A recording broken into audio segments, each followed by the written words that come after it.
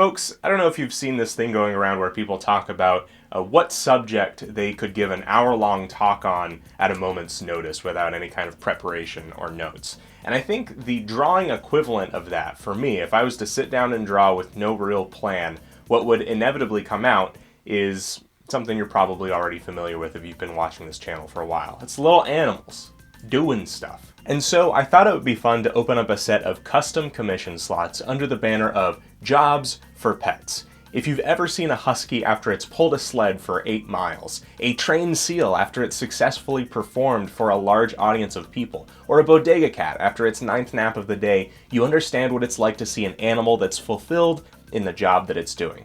Wouldn't you like the same for your pet? Wouldn't you like to see your pet either as some kind of adventure or class, or doing some kind of job normally reserved for humans? If you head over to brookeseggleston.com/shop, you can see options both for the line art version and the lineless painted version. I'm probably only going to be doing this for a limited amount of time, and of course it's first come, first serve. You'll be prompted there to send me the name of your pet, the job or adventuring class you'd like to see them in, and some pictures of your pet so that I can use them as reference. And to give you an idea of what the final product of these commissions will look like, I've made 2 line art versions and 2 painted versions, which you'll see in the remainder of this video.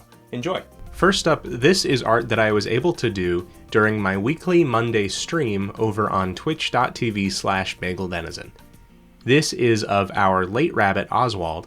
My wife Taylor commissioned him, and his job or role is that of a carrot miner, which was a really fun idea to put together.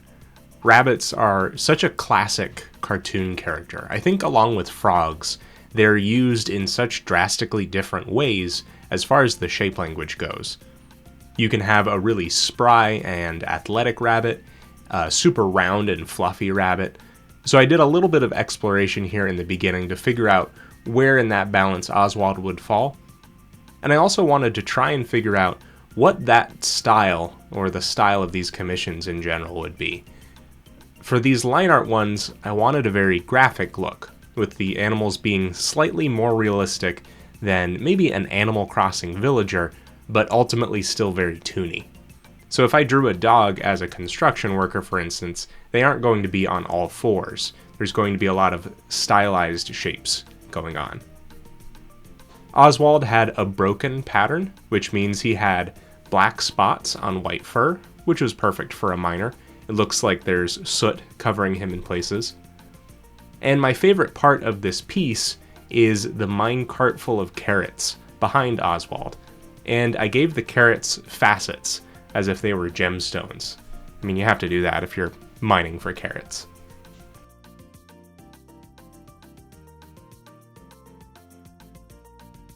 Next up, my friend Mark, the co-developer of Shackleton and co-host of Character Select, commissioned their dog MacLeod as a baker. Now, one thing that I figured out with this drawing, which is still very much an experiment, trying to figure out the style of these commissions, was how important color is going to be with real animals.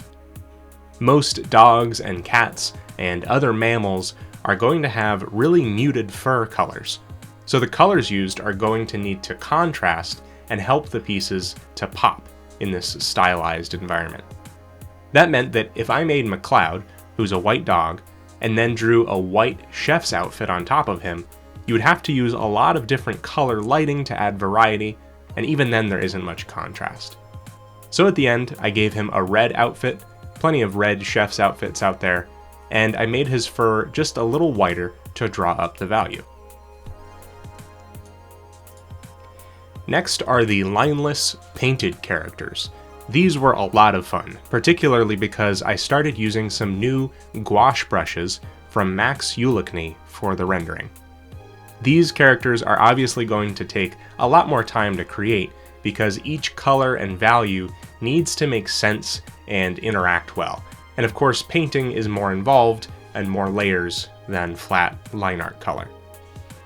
The first character I also did during a Monday stream is this gecko. This gecko was originally an archer and then became a sort of thief or rogue. I was really excited to use this tail for him to balance on so that his body can be in kind of a mid-air pose, and then the tail will have this S-shaped recurve that acts like a stand for him resting on the ground. The bow I got rid of partially because I don't think that his stubby arms could extend them very far, and because I just wanted to simplify the art a little bit.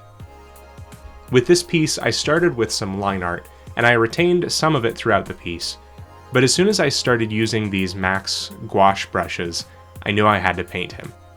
This brush pack actually comes with an entire smudge brush page, and I usually don't even use the smudge tool, but because it's such an integral part of the gouache paint process, these just work so well, especially that really brushy transition from the belly to the tail and in the tail of this gecko. This is a leopard gecko, and they have such unique tails, but toward the end I cut down on it just a little bit because it was a little too much. After I got the flat color down, I thought it would be cool to add some very dramatic lighting, which I did through a multiply layer with blue that transitions into purple. Then I erased away and cut into the contours and dimension of the character, and ended up with the final product. The last pet here is definitely my favorite, this little Barbarian Kitten. This one I approached as a painted character from the start. And here you can see me starting with general proportions, but I ended up drawing a few different heads to get the right amount of cat cuteness in there. The first few just kind of weren't doing it for me. Now, I don't tend to draw cats as often as I do dogs or rabbits or sheep, but one thing that I've noticed is that the facial structure of the feline skull is very different from a lot of other mammals, and it's worth studying if you want to be drawing your own feline characters. It also means that changing the proportions on a cat is going to make for a different result than the same kind of proportion changes with a different kind of animal. For instance, it's far too easy to draw a fox if you aren't careful, by making the snout too long, or putting too much emphasis on the cheeks or side of the head. And of course the eyes, especially on a stylized cat, are going to be what draws the attention the most, so making them big and expressive and as characteristically cat as you can will be a huge help. I probably say it every video nowadays, but it bears repeating. Never be afraid to start over or draw something over again if you're struggling with it. If you consider it a waste of time to redraw a sketch in that planning phase, think about how disappointed you'll be if you carry a bad sketch all the way through the rendering process hours later. For most artists, this iteration process is the best way to get better work. It's going to be very rare that your first try ends up being the best. And even if your first piece ends up being your best, that may mean that you have a lot of growing to do, which would mean that it's all the more valuable for you to keep redrawing and iterating. After I start to lay down the flat color and some extra contour and shading to the character, my job isn't done yet. What I try to do is cut very clear, sharp light shapes into the character through some multiply layers and other shading layers.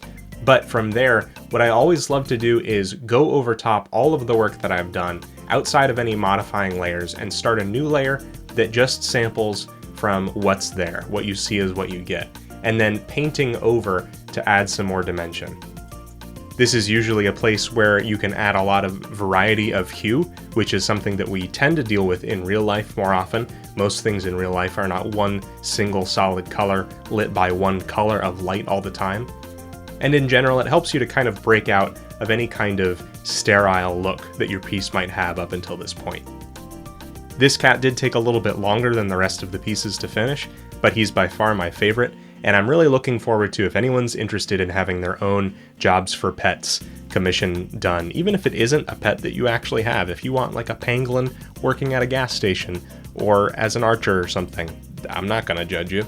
That sounds really fun. I'm going to go ahead and leave these commissions open for the month of June, and we'll see how things are after that, if my schedule still allows for them. And I'll just say, if you do order a commission of your own, thank you very much, and please just allow about 2 weeks' time for me to get to everybody and complete yours. That's it for me today. I'm making new videos every week here on Character Design Forge, Tuesdays at 4 p.m. Liking the video helps me out a lot, and subscribing on YouTube lets you know when new videos are made available. My Instagram, Twitter, Twitch, and Patreon are all Bagel Denizen, and you can see them in a few seconds. Thank you so much for watching, and have fun creating.